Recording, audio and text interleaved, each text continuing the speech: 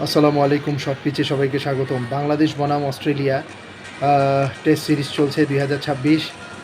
অস্ট্রেলিয়ার মাটিতে দীর্ঘ ২৩ বছর পর আতিথেয়তা পেল টাইগাররা। নিজেদের প্রমাণের অনেক কিছু ছিল। ২০০৬ সালে ক্লোজ একটা টেস্ট আমরা জিততেও হেরে গিয়েছিলাম জেসন গিলেস্পির সেই মহাকাব্যিক রানে। তো সেখানে ৩ উইকেটের জয় পায় শেষ পর্যন্ত কী বলবো অস্ট্রেলিয়ার। তো অস্ট্রেলিয়া সাথে সেইটাই প্রথম ছিল ৪২৭ রানের সর্বোচ্চ রান। এবার প্রথম টেস্টে ডারউইনে দ্বিতীয় সর্বোচ্চ দলীয় রান করলো ৪২৬, মানে ১ রান কম।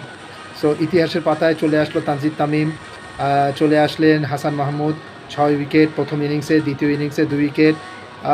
তৃতীয় দিন শেষে আমরা যেখানে দেখছি টাইগারদের ৬টি উইকেট নিতে লাগে আর ৬৭ রান ধরতে লাগে হচ্ছে আপনার অস্ট্রেলিয়ার।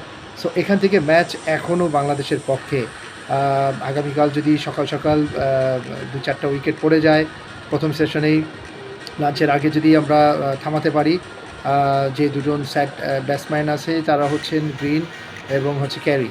তো আসলে এর আগে ১০০+ রানের টার্গেট নিয়েও জেতার এতটা ছিল না, মানে ইতিহাস নেই বা রেকর্ড নেই অজিদের, কিন্তু সেখানে ২২+ একটা রানের লিড নেওয়া হয়।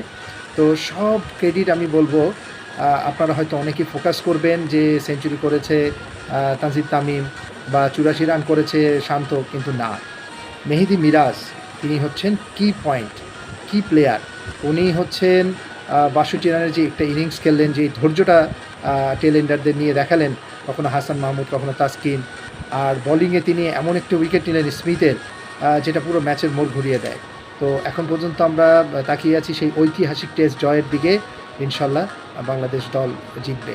সবাই ভালো থাকবেন। আসসালামু আলাইকুম।